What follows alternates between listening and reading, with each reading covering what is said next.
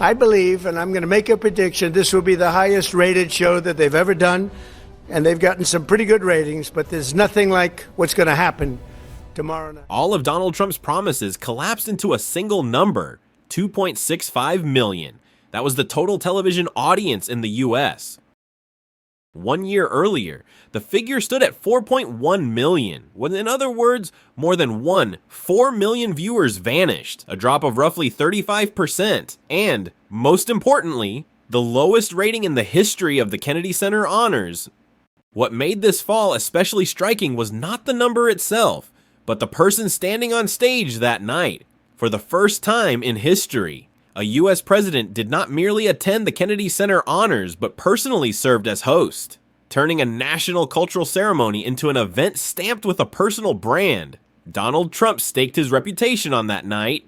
He declared the ratings would be the highest ever, heavily promoted the event, and even hinted that if he did well enough as host, he might be willing to give up the presidency and return to full-time show hosting.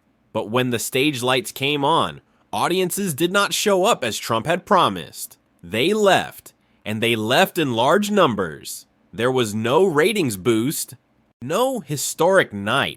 Instead, there was an embarrassing record set in the very year Donald Trump chose to place himself at the center of the Kennedy Center Honors. From that moment on, the story was no longer about a failed television broadcast, but about the clearest possible picture of the limits of Trump's power when he stepped into the nation's cultural space. The embarrassment did not end there.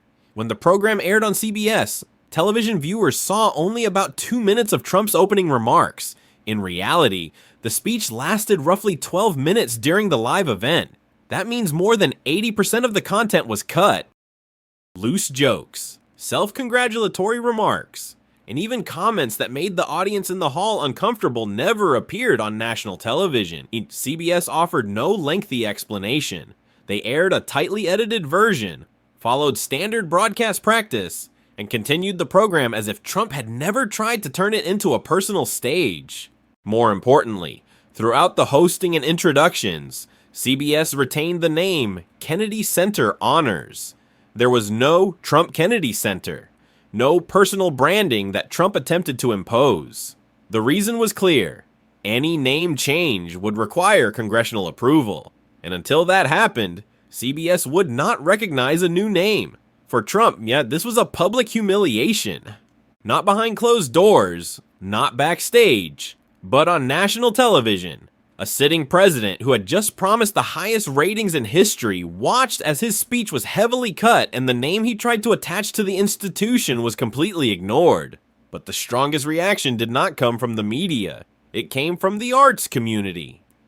Just days after the name Trump Kennedy Center appeared on the website and the building's facade, a shocking decision was announced. The Christmas Eve jazz concert, a tradition held continuously for more than 20 years at the Kennedy Center, was canceled outright. The host, who had been associated with the event since 2006, stated plainly that he could not continue under circumstances in which the center was being politicized and tied to Trump's name. This was not a technical issue, not a financial problem. It was a public act of protest. For the first time in more than 2 decades, a long-standing cultural tradition was cut short. And the cause was not a lack of audience, but Trump's presence. Taken together, these events form a coherent picture. Trump entered the Kennedy Center expecting to turn it into a symbol of personal power. He promised record ratings. He imposed branding. He hosted the show himself. But the outcome was the lowest ratings in history. More than 80% of his speech cut, his preferred name unrecognized, and a 20-year cultural event canceled in protest. The Kennedy Center Honors, meant to celebrate artistic achievement, instead became the place where the limits of Trump's power were most clearly exposed. Political authority cannot force audiences to watch television, cannot compel artists to remain silent, and cannot transform a national cultural symbol into personal property simply by attaching a name. From there, a larger question began to emerge. If Trump was willing to do this to the Kennedy Center, where exactly does the boundary lie between state power and his personal brand? The ratings failure therefore means far more than the figure of 265 million viewers. It signals that the American public is weary of everything revolving around Trump.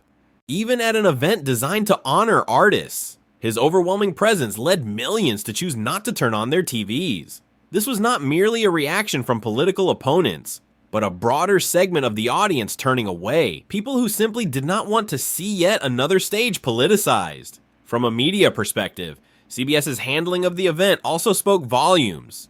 Cutting Trump's speech from 12 minutes down to 2 was not just a routine editorial choice. It was an implicit statement. This was not Trump's program. CBS did not argue openly or criticize him directly, but used its control of broadcast time to place Trump back in what it considered the appropriate position. Its firm refusal to use the name Trump Kennedy Center made that boundary even clearer. In a media environment often accused of bias, this move suggested that, at least at that moment, rules and precedents still carried more weight than a president's personal wishes. The arts community responded more bluntly. Canceling the Christmas Eve jazz concert was not merely symbolic protest. It sent a message that there are limits political power cannot cross if it hopes to maintain cooperation from the creative community. Ending a tradition that had lasted more than 20 years was not about funding or audience size, but about refusing to accept the transformation of a cultural space into a personal promotional tool. That is rare in modern American cultural life, and it underscores the deep rift between Trump and the arts world. Politically, the Kennedy Center Honors episode became a dangerous precedent. If a president can unilaterally attach his name to a national cultural symbol and turn himself into the central figure of an institutional ceremony, what boundaries remain to prevent further overreach? The Kennedy Center is only one example, but the logic behind it could be applied to any public institution, from federal programs to public works. That is why Trump's failure at the Kennedy Center was not just a personal stumble, but a warning about how the system reacts when power is pushed too far. The public turns away, the media narrows the space of exposure, the arts community withdraws.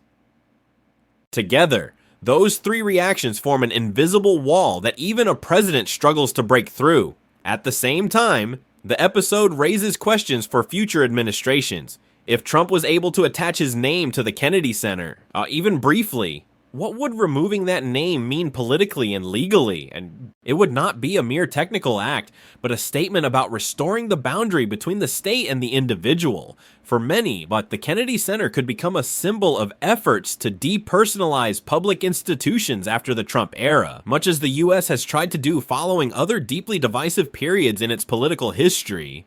Looking back at the entire story, the most striking point does not lie in Trump's empty promises or his grandstanding remarks before going on air.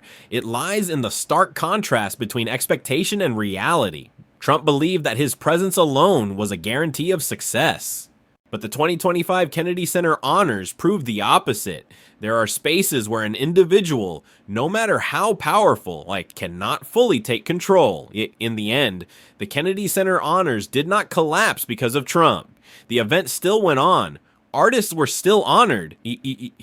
But it was Trump who walked away from that night defeated, not because he was attacked by political opponents, but because the cultural system, the media, and the audience all said no, each in their own way.